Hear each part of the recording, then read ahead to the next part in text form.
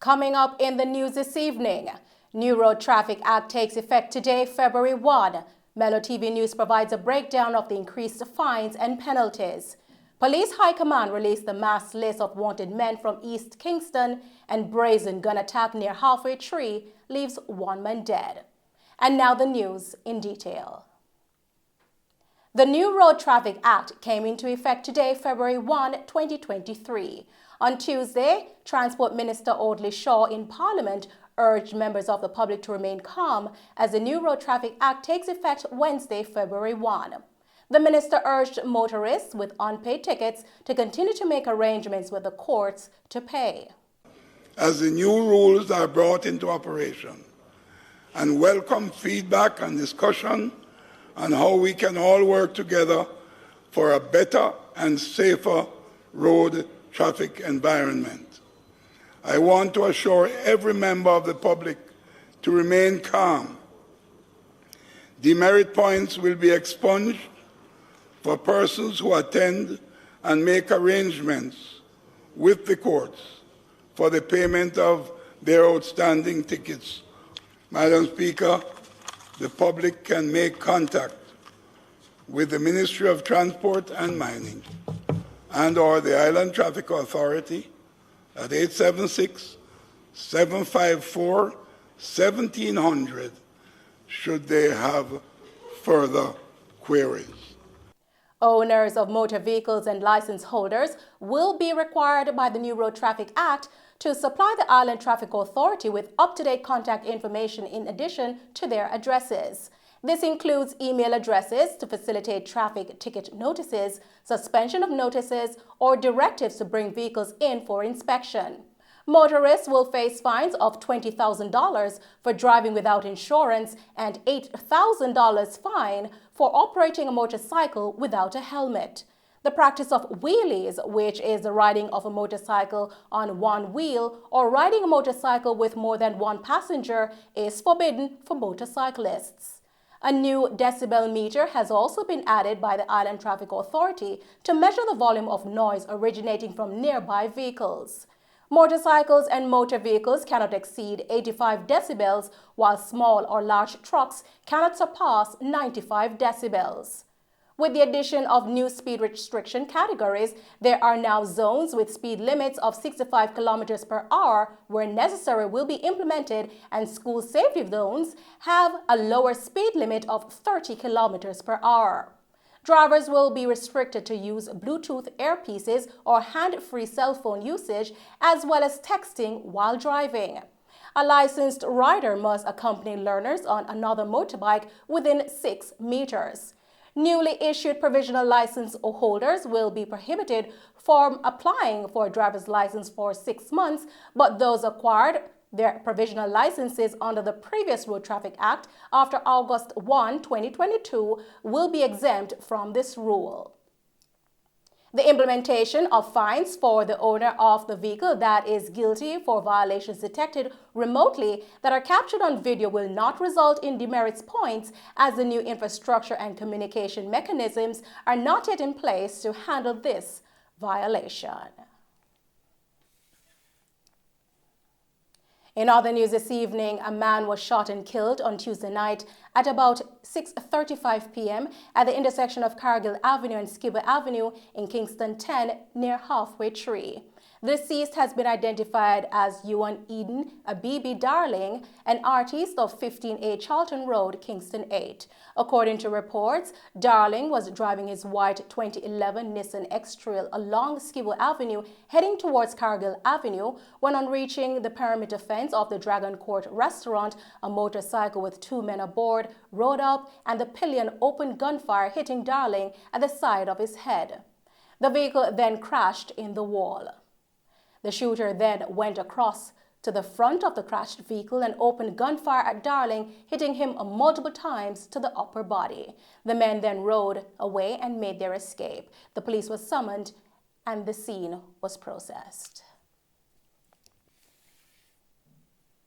Commissioner of Police Major General Anthony Anderson gave an update on some security matters affecting the Area 4 Division following a high-level security meeting with both the police and members of the Jamaica Defense Force that resulted in the Kingston Eastern Police listing several individuals as persons of interest. It's clear to me, and I'm quite satisfied, that the team at Area 4 understand the conflicts, understand what is going on, and the sources of the violence. And there are very specific people who, coming out of this briefing, we will name as persons who we want, and we'll also continue to put out a list of persons who may assist us with our investigations, and these are the persons of interest. I will have the operations officer for the area, SSP Steve McGregor, give those names as soon as I'm finished. Our response to this increase in violence has been initially to deploy significant amount of assets in the affected area, particularly in Kingston West and Kingston Central. We then went through a process of identifying some of the key players and those persons who may have been involved in the violence, but also those persons who are organizing and orchestrating the violence in Kingston West and Kingston Central. It has been, some of those spaces have been quiet for some time, and to the extent that we have managed to do a fair amount of social intervention in those spaces. As we're saying, there was a football competition that was taking place in the Kingston Western Division in the area of Beeston Street, West Street side, and that had got interrupted because of this violence. We're going to get that started again, but we're also going to get those persons who believe that they are going to disrupt normal life in communities and cause violence to go up in Kingston. These individuals are to report to the Elliston Road Criminal Investigations Branch by 6 p.m. on Thursday, February 2. These are from the Kingston Eastern Space, Andre Robinson, OC Kimmy, from a William Street, Raytown address. He's wanted for wounding with intent. Kaiman Foreman, OC Kimmy, OC Nicely, of a Taylorland, Bull Bay address, wanted for wounding with intent and illegal possession of firearm.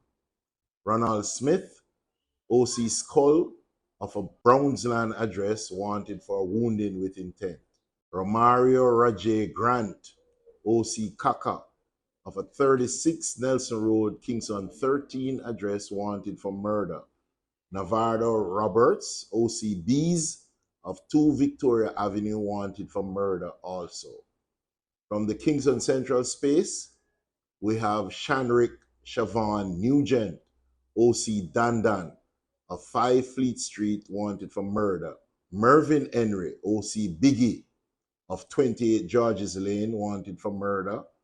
And his twin brother, Marvin Henry, of a same 28 Georges Lane, wanted for murder also. From the Kingston West Space, we have O'Neill Stewart, OC Nero Blacks, of a Wellington Street address, wanted for murder. Donovan Rowe, OC Chummy, of a Annatown address, wanted for murder also. Jomo Barrett, of a Golden Heights address, wanted for murder. So all these persons named are wanted and must turn themselves in to the divisions called out or the nearest police stations. And we want to inform relatives and friends that these are wanted persons. And if you're found in their company, you can be arrested as such. And over in St. James, the Barnett Street Police in Montego Bay have commenced a probe surrounding the death of a vendor who was shot and killed by armed men along St. James Street yesterday evening.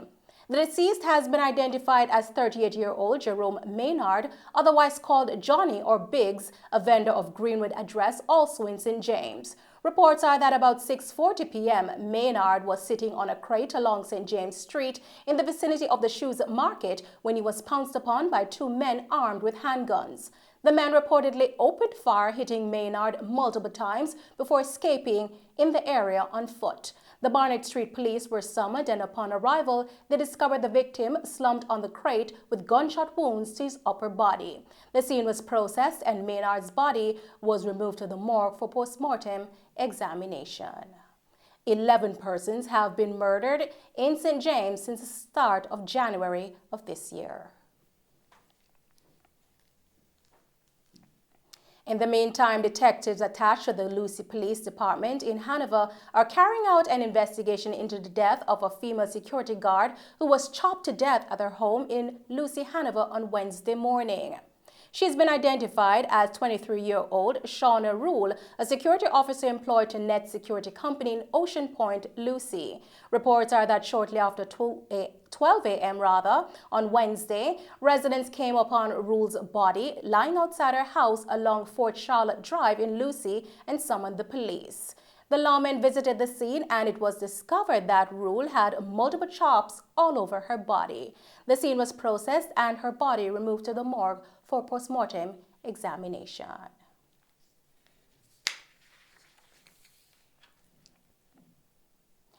A regional delegation made up of Jamaica's security forces may help the 15-member Caribbean Community CARICOM bloc stabilize gang-ravaged Haiti.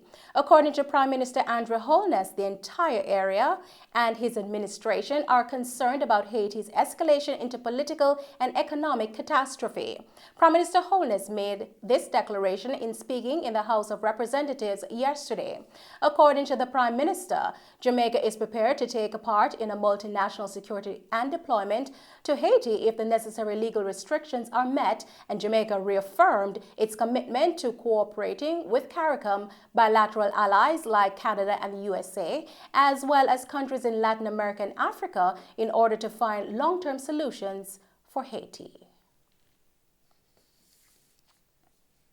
The government has made it clear that it intends to severely penalize any public sector organization that violate local laws and regulations by engaging in the practice of contract employment. To sanction such agreements moving forward, legal measures will need to be put in place. For more than 30 years, some ministries, agencies, and departments have been carrying out this activity. The first hint of the government's intention to address the problem of contract work in the public sector came from the finance minister in Parliament on Tuesday. Ministries, agencies, and departments, according to Dr. Clark, have engaged in the reprehensible practice of hiring people without the necessary approval. Reasons why this situation has evolved over the decades to be the problem that it is today is that ministries, departments, and agencies have engaged in the very unworthy practice of hiring persons without the requisite approval. Now, we're not going to make this change only for it to happen again. So the companion measure, it would be terminating contracts according to the contractual terms, where gratuities are required, those are paid, and then persons are employed on a permanent basis where this is applicable and advisable in the public service. But it has to be accompanied by an amendment in our regime that allows for sanctions to be levied against persons who employ people in the public service who commit taxpayer dollars without the requisite approvals and not in accordance with Jamaica's laws and regulations. Dr. Clark has announced a net increase of $2.7 billion in the public expenditure and recurring programs. The increased expenses are being paid for by anticipated income growth. The government and significant groups, including the police, teachers, and doctors, have not yet come to an agreement with the government. And those are the stories making the news this evening. Thank you for tuning in to Mello TV Evening News. I'm Nicole Hales. Stay safe, and thanks for watching.